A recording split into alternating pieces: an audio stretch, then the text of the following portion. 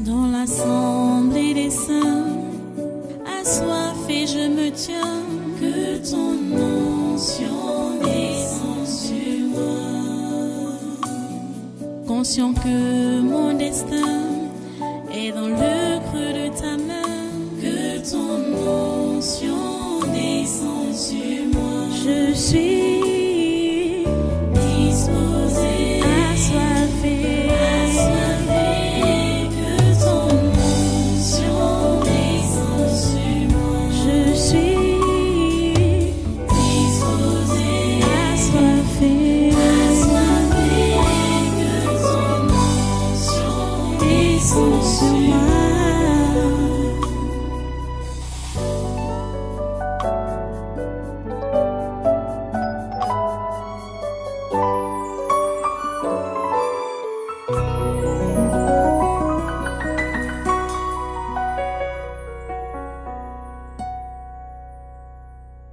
Alléluia.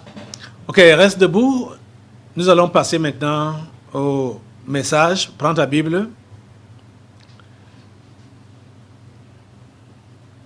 Prends ta Bible. Je crois que tu as déjà pris ta Bible. Tu vas ouvrir avec moi, toujours dans Exode. Exode chapitre 2, à partir du verset 11. Nous lisons ceci. En ce temps-là, Moïse, devenu grand, se rendit vers ses frères et fut témoin de leurs pénibles travaux. Il vit un Égyptien qui frappait un Hébreu d'entre ses frères. Il le regarda de côté et d'autre, et voyant qu'il n'y avait personne, il tua l'Égyptien et le cacha dans le sable. Il sortit le jour suivant, et voici deux Hébreux se querellaient. Il dit à celui qui avait tort, « Pourquoi frappes-tu ton prochain ?» Et cet homme répondit, « Qui t'a établi chef et juge sur nous? Penses-tu me tuer comme tu as tué l'Égyptien ?» Moïse eut peur et dit, « Certainement la chose est connue. » Pharaon apprit ce qui s'était passé et il cherchait à faire mourir Moïse. Mais Moïse s'enfuit de devant Pharaon, et il se retira dans le pays de Madian, où il s'arrêta près d'un puits. Prions le Seigneur. Père, trois fois saint, nous te remercions pour ta parole de ce jour. S'il te plaît, ô Dieu, accomplis ta volonté dans nos vies par ta parole que tu nous délivres. Ô Seigneur, s'il te plaît, que ton Saint-Esprit lui-même puisse ouvrir nos esprits afin de comprendre la profondeur de tes instructions et surtout nous donner la grâce de pouvoir respecter, obéir à tes conseils. Merci Père trois fois saint parce que tu es là. Merci Père trois fois saint parce que tu nous écoutes et tu nous exauces. Merci pour tout ce que tu fais en cette journée. Au nom de Jésus, nous avons prié. Amen. Voilà, prenez place. Asseyez-vous dans sa sainte présence et soyez les bienvenus à ce conquête du surnaturel de ce dimanche 20 mars 2022. Je vous remercie infiniment pour avoir pris tout ce temps à combattre dans la prière, comme vous l'avez fait jusqu'à présent. Continuons dans cette lancée-là. Le pape voulait lancer l'assaut final dans quelques jours. Mais Dieu a permis que nous soyons informés avant et que nous puissions contrecarrer cette histoire. Et tu as participé à cela. Reste dans la foi. S'il te plaît, reste dans la foi. Demeure dans la foi pour que tu reçoives la couronne de ce que tu as fait ce matin. Certains ne savent pas la portée de ce qui se passe ici. Ils ne connaissent pas la portée de ce qui s'est passé. Je te dis la pure vérité. Reste dans la foi, demeure dans la foi, pour que tu reçoives la couronne à partir de ce combat que tu as mené ce matin pour les âmes perdues, pour l'humanité. Reste dans la foi. Donc il faut que tu comprennes bien ce message que le Saint-Esprit va te délivrer maintenant là. Comprends ça bien, que ton esprit s'ouvre pour que tu comprennes bien. Parce que je suis en train de parler du fait que nous, chrétiens, donc nous, pauvres de Dieu, parce que le chrétien véritable, le disciple de Christ, c'est un pauvre de Dieu. Il est appelé à s'occuper des autres pauvres. Donc ceux qui ne sont pas encore revenus au Seigneur. Toi qui es déjà venu au Seigneur, tu dois t'occuper d'eux. Et le combat qu'on venait de mener tout à l'heure là, toute cette séance de prière qu'on a eu à faire là, c'est pour sauver les âmes perdues. Ceux qui sont là-bas dans le monde. Et nous sommes maintenant là pour recevoir la parole qui nous encourage dans ce travail. Et nous sommes en train de voir un exemple, Moïse, que Dieu a interpellé, que Dieu a choisi, avant même qu'il ne naisse, et qui est né dans un contexte difficile. Physiquement, il est né dans un contexte difficile. Mais le doigt de Dieu est sur lui, que c'est lui qui devait sauver son peuple dans ce contexte-là. Son peuple qui était esclave dans ce pays-là, ça faisait déjà des centaines d'années. Jacques Chirac a rappelé combien d'années, des siècles, combien de siècles l'Europe est en train d'exploiter l'Afrique. Depuis des siècles. Et le Seigneur a permis que tu naisses. Il y a certains d'entre vous qui sont nés au XXe siècle, d'autres sont nés au XXIe siècle. Mais le Seigneur a permis que tu sois, pendant cette période, pour un but, parce qu'il veut délivrer son peuple qui est en esclavage depuis plus de 400 ans aujourd'hui. Le peuple africain souffre, exploité depuis plus de 400 ans aujourd'hui, manipulé. Et ils ont inventé une autre histoire. Ils sont dans leur lancée d'une histoire donc qui est en réalité une guerre où ils ne veulent pas que les plans de Dieu s'accomplissent dans cette humanité. Et Dieu t'a choisi dans ce contexte pour que tu puisses être parmi ceux-là qui vont donc porter son étendard. Porter son étendard haut et fort pour clamer haut et fort ton appartenance à Dieu. Et que tu n'es pas du diable, tu n'es pas de Satan et tu n'es pas dans son ordre. Comme ils ont le nouvel ordre de vie. Tu n'es pas dans cet ordre de vie-là. Tu appartiens au Seigneur. Et tu dois combattre pour que tes frères qui sont encore tenus dans l'esclavage là-bas, dans le monde, soient sauvés. C'est à cela que Dieu nous a sauvés. En cette période,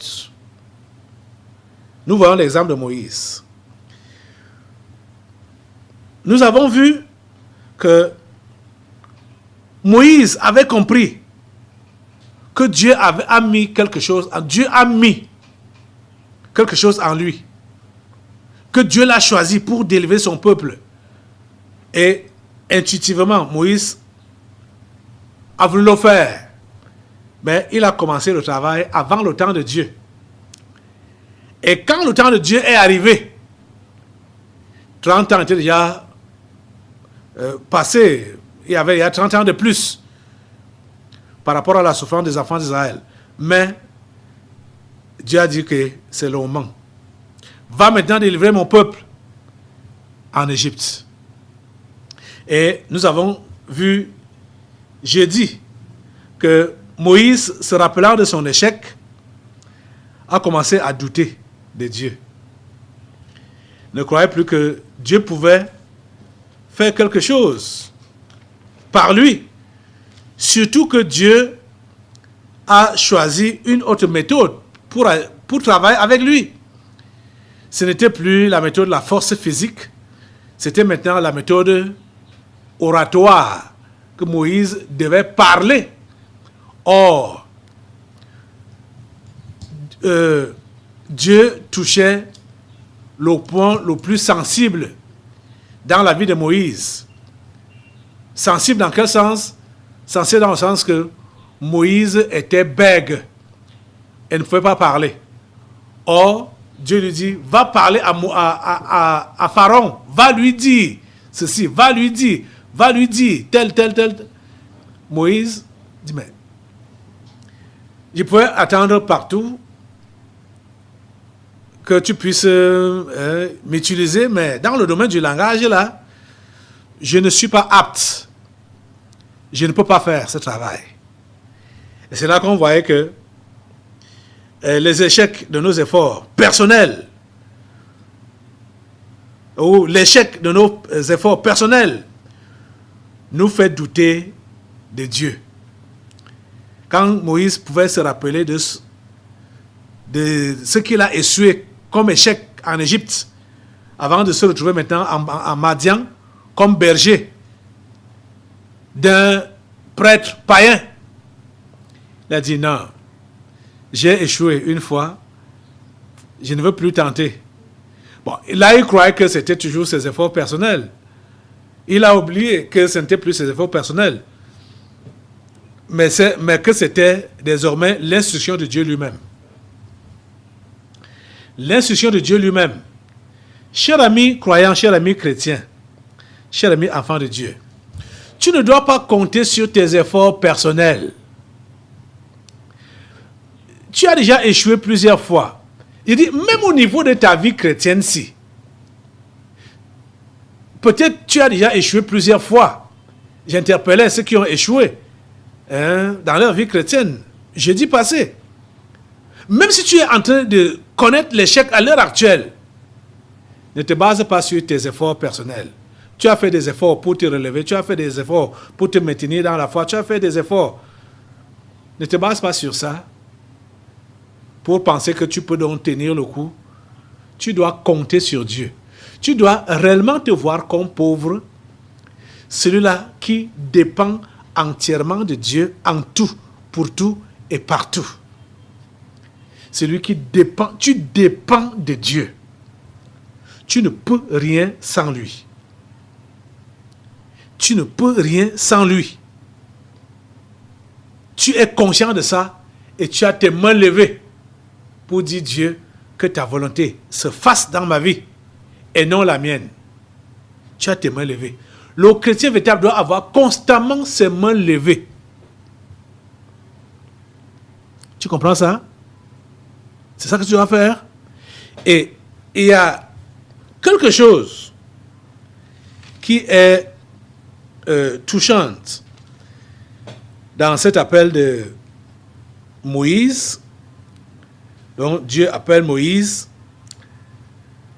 pour lui confier le ministère du salut, ministère de délivrance des enfants d'Israël. Moïse se rappelle de ses échecs et ne veut pas répondre favorablement. On repart dans Exode 3, verset 9. Commençons allons au verset 7. Verset 7, commençons un peu plus loin. L'Éternel dit, j'ai vu, Exode 3, verset 7. L'Éternel dit, j'ai vu la souffrance de mon peuple qui est en Égypte, et j'ai entendu les cris que lui font pousser ses oppresseurs, car je connais ses douleurs. Je suis descendu pour le délivrer de la main des Égyptiens, et pour le faire monter de ce pays dans un bon et vaste pays, dans un pays où coule le lait et le miel, dans les lieux qu'habitent les Cananéens, les Hétiens, les Amoréens, les Phéréziens, les Héviens, les Jébusiens. Voici les cris d'Israël sont venus jusqu'à moi, et j'ai vu l'oppression que leur font souffrir les Égyptiens. Maintenant, va, ici au verset 10, maintenant, va, Je t'enverrai auprès de Pharaon et tu feras sortir d'Égypte mon peuple, les enfants d'Israël. Moïse dit à Dieu, qui suis-je pour aller vers Pharaon et pour faire sortir d'Égypte les enfants d'Israël? Ouais, Moïse se voit incapable. Qui suis-je? Je suis qui? Je ne suis rien. Verset 12, Dieu dit, je serai avec toi. Alléluia. Je serai avec toi. Ces paroles, ce sont les paroles de réconfort. Ces paroles, ce sont les paroles qui doivent donner espoir. Ces paroles, c'est sur elles que l'enfant de Dieu doit s'accrocher. Je serai avec toi. C'est vrai que l'attitude de Moïse est réellement une attitude normale pour un pauvre selon Dieu là, que tu te sens incapable, tu te sens bon à rien. Mais quand Dieu te dit, je serai avec toi, oui, tu dois dire, ok, je ne suis rien, mais grâce à Dieu, ou avec lui, avec Dieu, je vais m'avancer. La Bible dit, le secours de l'homme n'est que vanité. Avec Dieu, nous ferons des exploits. Ce n'est qu'avec lui qu'on peut faire des exploits. Vous comprenez? Et Dieu dit donc à Moïse ici, je serai avec toi. Et il a continué à lui parler pour le convaincre de ce qu'il fera avec lui, comment il lui démontrait comment Moïse doit se rassurer que Dieu est avec lui, et il lui a montré certains signes qu'il devait opérer pour prouver sa présence avec lui. Mais Moïse est resté sceptique. Moïse n'était plus partant, parce que Moïse se référait à son échec de ses efforts personnels. Il se référait à son échec de ses efforts personnels. Moïse n'avait rien encore engagé par l'initiative de Dieu. Chers amis chrétiens, il faut comprendre que la plupart du temps où tu as eu à échouer, la plupart de ces expériences-là, tu les as initiées seul. C'était tes efforts personnels. Dieu n'était pas dedans. C'est vrai que tu étais déjà chrétien, mais quand tu as vu que tu as échoué, maintenant tu ne veux plus oser, même quand c'est Dieu qui te dit fais. Tu penses à comment tu as raté la dernière fois. Or, cette fois-là, ce n'était pas Dieu. C'est toi-même qui as initié. Peut-être une fois, peut-être deux fois, peut-être plusieurs fois. Tu as eu à initier des choses qui n'ont pas marché. Et tu as pris peur. Quand Dieu même va donc te dire, fais telle chose, toi tu te rappelles comment tu as eu à faire ça dans le passé et ça n'a pas marché. C'est une erreur. Ici, je vais interpeller particulièrement ma fille Conan, Léocadie, Conan de Côte d'Ivoire, qui a connu des problèmes. Je ne suis pas en train de dire, sœur Conan, que forcément Dieu a demandé ou te demande d'être une femme d'affaires. Ce n'est pas ça que je veux dire. Mais ce que je constate, d'après ce que tu m'as écrit et d'après ce que tu as expérimenté, comment tu as eu à démissionner de ton travail pour devenir une entrepreneur, et tu as été volé par la banque qu'on appelle Ecobank, qui t'a volé jusqu'à 15 millions de francs CFA. Et après, tu as voulu te relever et tout ce que tu as engagé, tu tombais seulement dans entre les mains de mauvaises personnes qui t'ont roublé plusieurs fois. Et maintenant, tu ne sais plus quoi faire. Il faut comprendre que la plupart des initiatives que tu as eu à prendre, c'était par tes efforts personnels. C'était par tes efforts personnels. Ce n'est pas Dieu qui t'a dit ou qui a instruit que entreprends telle chose. Parce que si Dieu te demande d'entreprendre quelque chose, Dieu est avec toi dans cette entreprise-là. Même si, apparemment, peut-être ça va commencer à avoir l'air d'échouer, ça ne pourra pas échouer. Parce qu'il dit, je serai avec toi. Voyons le cas de Moïse ici. Quand Dieu a envoyé Moïse, comme on voit comment il appelle là pour l'envoyer, ce n'est pas quand Moïse a fait le premier signe que Pharaon s'est incliné. Jamais. On ne sait pas combien de temps ça a pris. Dieu seul sait combien de temps ça a pris. Parce que même Moïse, à qui Dieu a révélé cette histoire et qui a relaté cela, qui a relaté toute cette histoire, je veux dire, oui, Moïse qui est l'auteur de la Genèse et l'auteur d'Exode. C'est Moïse qui est l'auteur de ces livres-là. Même à lui, même lui, il n'a pas donné les précisions. Combien de temps ça a fait? C'est-à-dire, le temps que Moïse fait des signes, les miracles en Égypte, Pharaon voit et Pharaon durcit son cœur. On ne nous dit pas exactement le nombre de temps que ça a fait. Mais on sait que ce n'est pas lors du premier signe que Pharaon a laissé aller Israël. Ça a été jusqu'à 10 signes.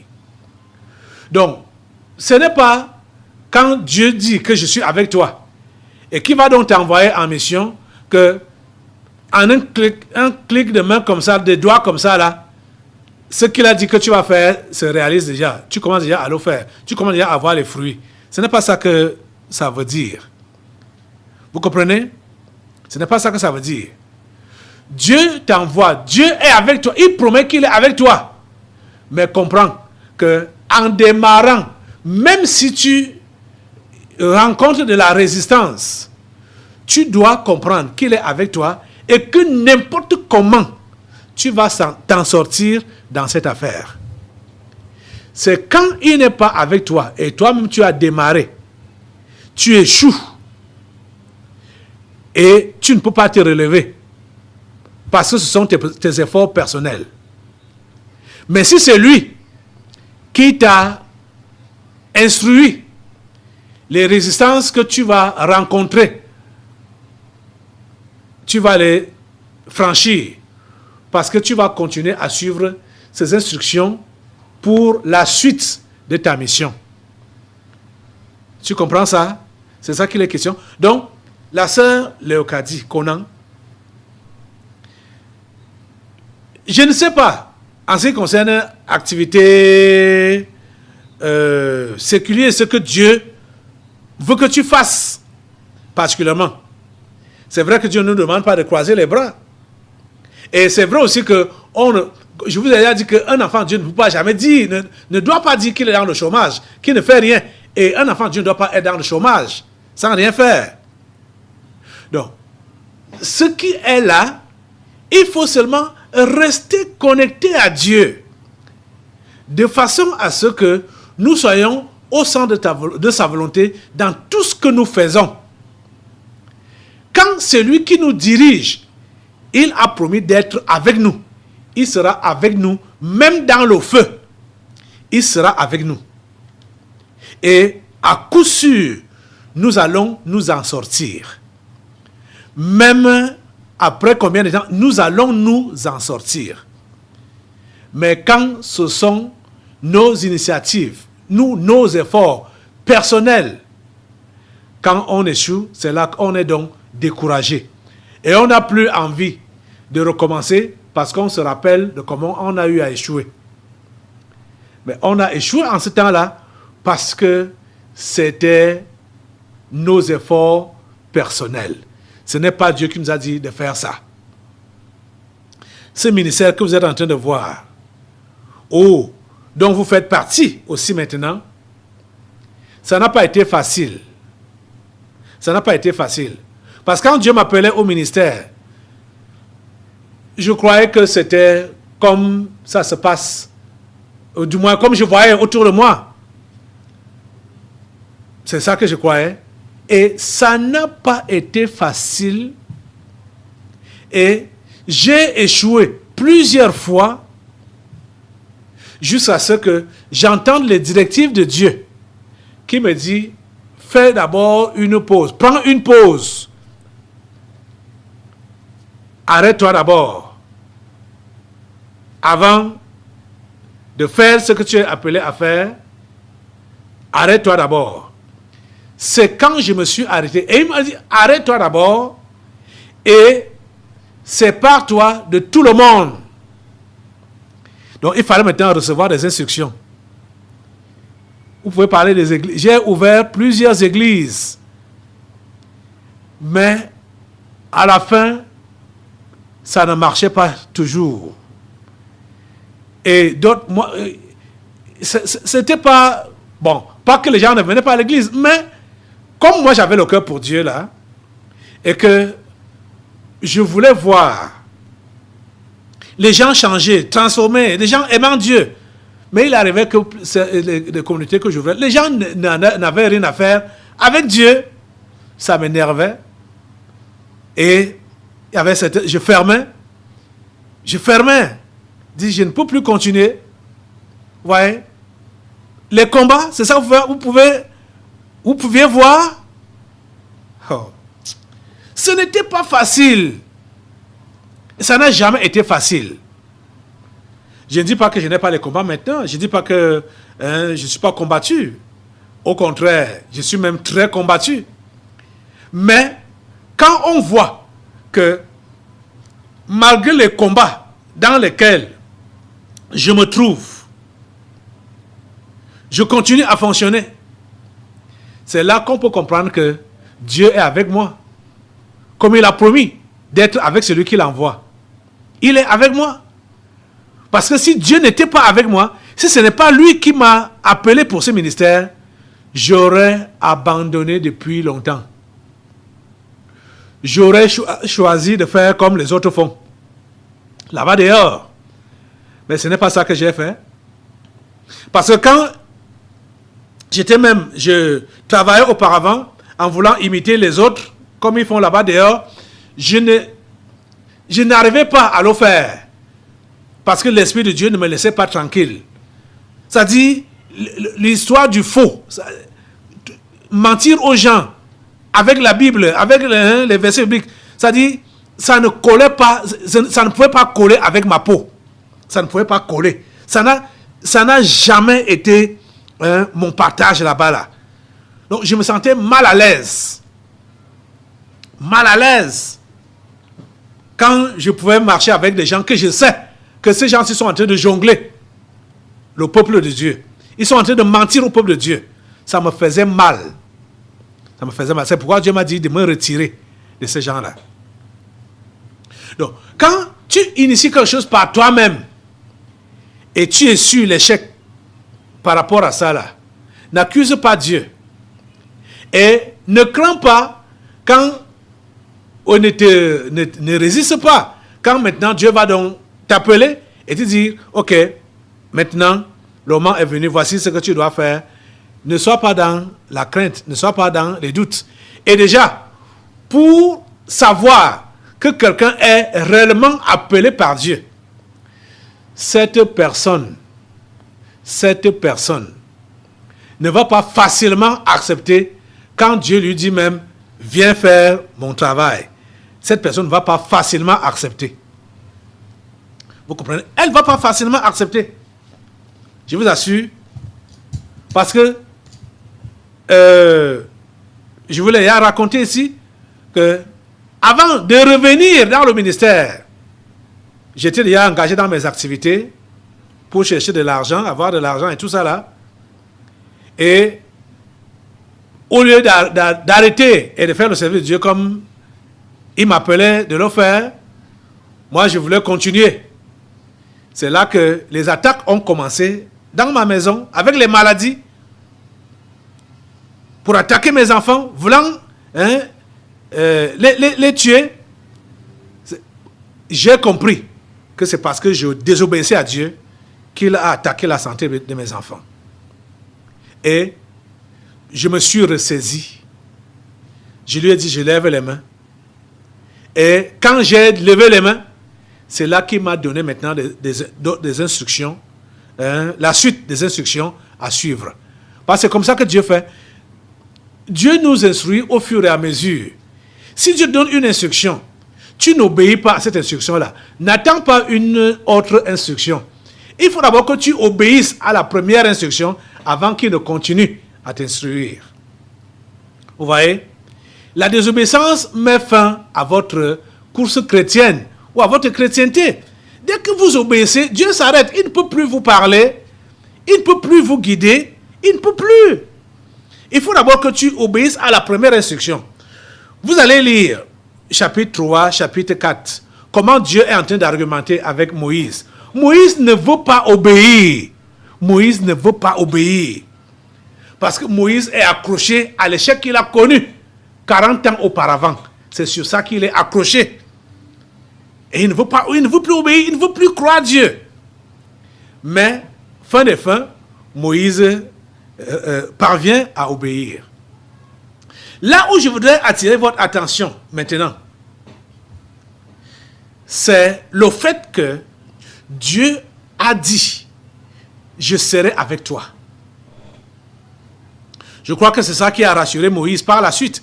Parce que Moïse, Dieu a argumenté, Dieu a parlé, mais Moïse, il ne voulait pas entendre, il ne voulait pas partir. Mais finalement, il a décidé de partir. Vous voyez? Et je crois que pendant qu'il était là, il est donc allé en mission, et il y avait ces paroles qui repassaient toujours dans son esprit. Je serai avec toi. Je serai avec toi. Que Dieu a dit, je serai avec toi. Je serai avec toi. Je serai avec toi. Ça résonnait dans son esprit comme un chant, comme un refrain. Je serai avec toi. Je serai avec toi. Je serai avec toi. Vous comprenez? Oh mon Dieu. Allons dans Hébreux au chapitre 11. Hébreux chapitre 11. Dans l'assemblée des saints, assoiffé je me tiens, que ton onction descende sur moi. Conscient que mon destin est dans le creux de ta main, que ton onction descende sur moi. Je suis disposé, assoiffé, que ton onction descende sur moi. Je suis disposé, assoiffé, que ton onction descende sur moi.